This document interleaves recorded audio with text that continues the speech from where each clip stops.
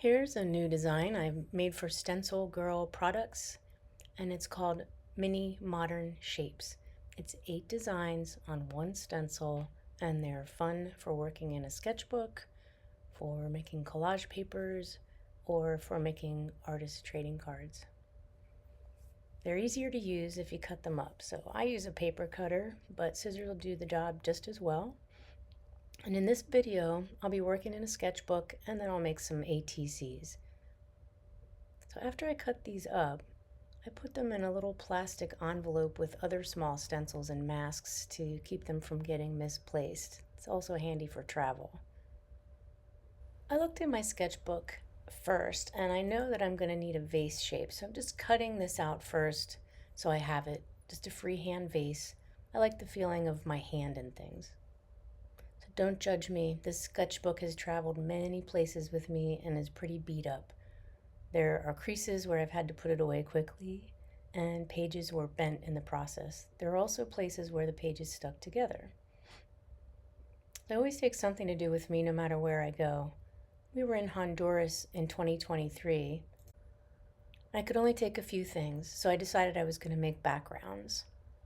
And this is in Honduras. It was rainy season, so each day I went up a bunch of stairs to this abandoned treehouse restaurant and had a couple hours of creative time. It was fun, but in retrospect, I will always take deli or freezer paper with me to put in between each page so they don't stick together. I haven't done much with the sketchbook since the trip, so when I was looking for something to test stencils in, I found it and I thought, this will be perfect. These are just some intuitive paintings I did on one page. And again, I'm just testing out the stencils to see how they'll look. And this one is one of my favorites. Look how cool the black looks over those earthy colors. And then here, the white over some brighter colors. These dots are from this stencil with the tiny cup shapes. This one was designed so that it can be used alone or in tandem with this one. So if you use this one first, you can then lay the tiny cup shapes over it, and they should line up to sit inside these other shapes. Is this what intestines look like? That's not really what I was going for, but if you have this stencil, you probably won't be able to forget that I called them intestines. I'm sorry about that. I think this is my second favorite shape, and I like how after you stencil it one way, it can be flipped to continue the design across the whole page. And of course, I'm a big fan of tone-on-tone colors, so I love these greens together. And here, you can see I used the small flower-shaped stencil. I actually stenciled these on other paper and then cut them out. I mixed the paint with gel, so they have like a 3D effect, almost like those little puffy stickers. And then I also use the U-shape stencil on that page. So the vase I was cutting out earlier is going to be used as a template now on this page. And I just move it around until I find a good spot. And then I'll trace it with a pencil. After I trace it with a pencil, I'm going to cut it out. So I'll need to put my cutting plate underneath to protect the other pages from the knife. And I just grab my knife and cut on the pencil line. Here we go. And I can lift the vase shape out with the knife. And now I have a really cool vase to use on another page.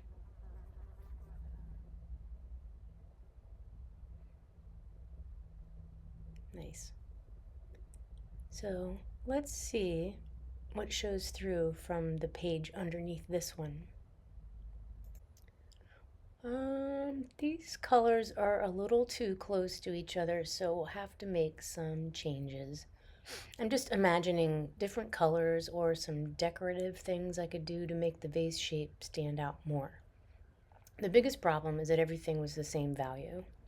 So I'm not sure if you can see this, but it's gold leaf. I used gloss medium to draw little flowers on top of the stenciled flowers, and then I applied the gold leaf. And once it's pressed onto all of the areas, I used a stiff paintbrush like a silver scrubber to brush away the excess gold leaf. I'm thinking maybe some white dots might help the value issues on this page. I use a dotting tool to make a ton of dots, avoiding the gold flowers. You can use a dotting tool or a kebab stick or the other end of a small paintbrush. They all work about the same. It just takes patience. This is the kind of repetitive work that I really love. It's relaxing to me. So the vase on this side doesn't look too bad. I think I'll use this checkered pattern stencil for a table surface. I chose a lighter color to paint to start with for the background. And freezer paper is protecting the next page from the paint. I added a little bit of lighter color here, and now I'm using the stencil with some black paint. If you'd like a tighter horizon line or table edge here, you can tape off a straight line with painter's tape before you start stenciling. I'm just going to wing it. After I finish this side, I'll immediately wash the stencil off so it's clean for the other side. See, here's a very clean stencil so I don't get black paint where I don't want it. And because every time I use a stencil, I always wash it right away. Now I can line this stencil up to make an almost seamless pattern across the whole page when I flip the stencil over. So just finishing up the other side and patting black paint through the stencil.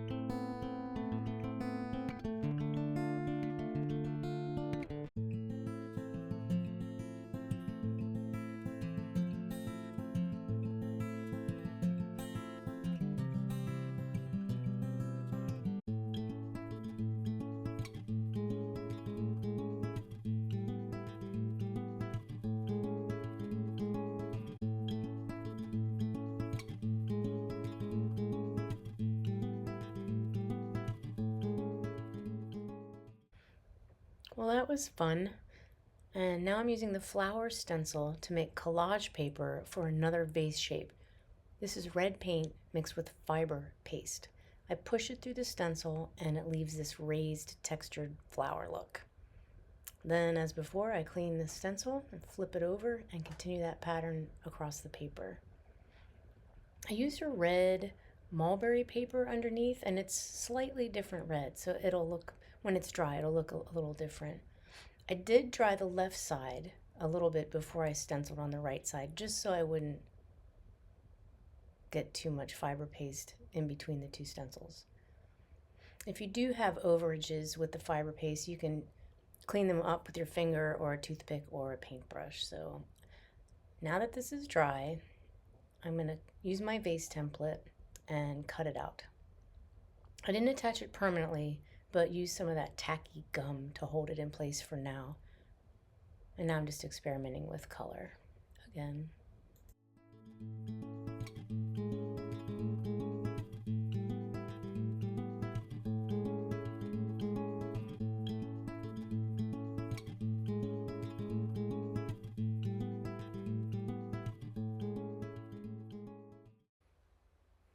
So before I move on to some ATCs, I'm just looking at the progress from today and checking out how this vase looks on the different colored pages. Looks like I have my work cut out for me with this damaged sketchbook. But that's okay, I like a challenge.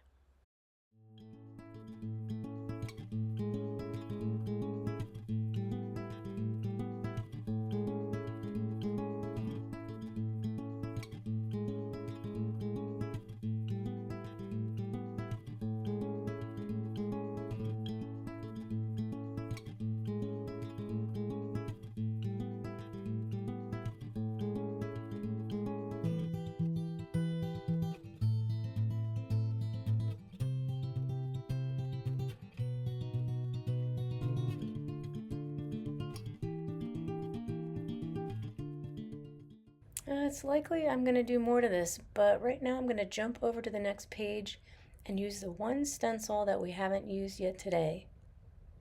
I haven't attached the red vase yet. I'm happy with how this page is coming along, and I think I'd like to add more flowers with that stencil. So let's see what this looks like. Yeah, why not? So adding a few here and there. There are a couple different sizes.